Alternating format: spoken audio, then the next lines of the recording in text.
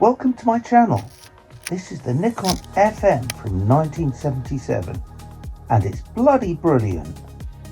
Focus, set the aperture, set the shutter speed, and that's it.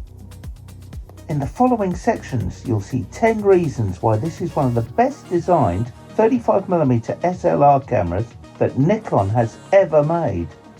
The 1970s was a decade of style, experiment and elegance. It was a time of looking to the future, against a backdrop of continuity and tradition. Change for Nikon meant that they would follow the lead of Olympus, bringing out an SLR that was compact. But it was still tradition that proper photographers used manual rather than automatic exposure. If you understand this, then the upcoming sections will show you why every aspect of the Nikon FM's design makes such perfect sense. This is what Nikon SLRs looked like until 1977. Then at last you could finally buy a professional standard Nikon that was smaller than a breeze block. You can pop this in your coat pocket, so it's great for travel photography. The through-the-lens metering on the FM is Nikon's very heavily center-weighted 60-40 pattern. This means that just the central 13% of the image is responsible for a whopping 60% of the meter reading. So using that central 12mm circle to take the light reading makes it easier to get an accurate exposure. I've always liked the metering switch on manual focus Nikons. Pull the wind-on lever part way out and the meter is on. Pop it back in and you turn off the meter and also lock the shutter release. Most other manual SLRs of this period gave no viewfinder readout other than a needle showing whether the exposure was correct. The FM also includes the shutter speed and aperture. So you see the tiny numbers from the aperture ring reflected by a mirror through to the viewfinder.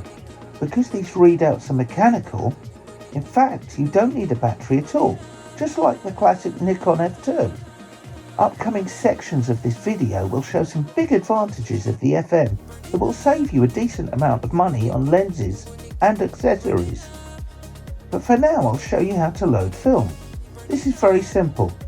There's a safety catch here before you pull up the rewind knob, so you don't accidentally open the camera back. Pop in the cassette, pull the leader across, tuck it into one of these slots, wind on a frame.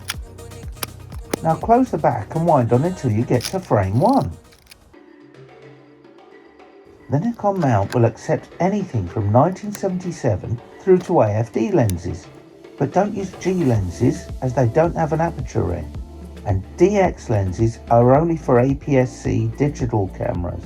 And if you flick up this metering prong, you can even use Nikon lenses going back to 1959, when the Nikon F was released. An AI version of the classic Nikon 105 2.5 is around £170. The pre-AI version can be bought for significantly less. Being able to use pre-AI, AI, AIS, AF and AFD lenses means you can get hold of anything you want. Fast glass, shift lenses, zooms, wide angles, anything. Nikon has a secret weapon as regards optics. The Nikon Series E lenses are especially cheap, light and compact, and many of them are optically outstanding.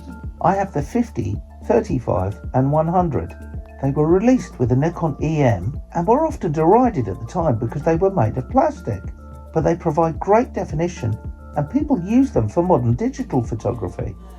Later sections of this video underline how you never need to worry about compatibility with Nikon equipment. But right now I'm going to give you a quick tour of the controls. This is the layout of the Nikon FM. This button allows multiple exposures. I've now cocked the shutter without the film moving.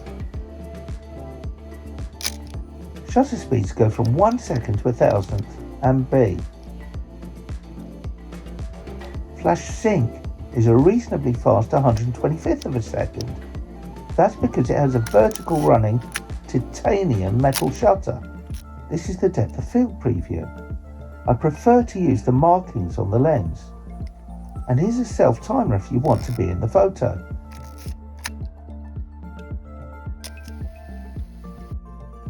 On the bottom you can see the tripod socket. This is the rewind clutch. When you get to the end of your film, press in this so you can rewind the film back into the cassette. These contacts are for the Nikon MD11 motor drive, which winds on film at 3.5 frames per second. The hot shoe triggers a flash, but there's nothing else as regards viewfinder indication and no TTL flash metering. However, any Nikon flash gun will allow you to have non-TTL auto flash exposure. For instance, this SB80DX will use the light center at the front of the flash gun if you set it to A mode. Just adjust the aperture you want on the flash, then set this on the camera. Even the latest models have this compatibility, showing that Nikon support all of their cameras well into the future. I bought the FM because one of my favourite Instagram creators, AOK Camera, recommended it on his channel. This FM was made nearly 50 years ago and it performs faultlessly. Meter and shutter are both bang on, as they are on all of the Nikons I've ever purchased. It feels really solid in your hands, and it's from a period where cameras were handed down from parents to the next generation. Nikon SLRs all have metal shutters, which are superior to cloth. A cloth shutter, which was common at the time on all of the FM's competitors, can end up degrading, causing light leaks. Asian cloth shutters often suffer from a slow second curtain, where part of the shot is not exposed properly. You don't tend to get these issues with a metal shutter, and the metal shutter allows a faster sync speed. The Nikon has 125th of a second flash sync, whereas its competitors could only manage a measly 60th or slower. What's it like for taking photographs? For a manual camera, it's extremely quick to meter and focus. You have the confidence that each shot is going to be perfectly exposed. It's an absolute joy to use, and I'm finding I now choose it rather than my other cameras for 35mm. I've dropped a link to a photographer called Piere Croquet, who used the Nikon FM for all of his 35mm photography. The FM is a keeper, definitely. The functionality and ergonomics of the FM are perfect for me. It's built like a tank and will last you for decades. With the cost of film being as high as it is, getting your exposure bang on might be a priority. It certainly is for me. This is tremendous value compared to many of the 35mm SLRs recommended on the internet, which have now become very overpriced. A very good condition FM costs around £125, which is roughly $160. Alternatively, the more recent FM2 gives you shutter speeds up to a 4,000th of a second. However, the FM is roughly half the price and gives most of the other functionality of the FM2, as well as being able to use pre-1977 lenses.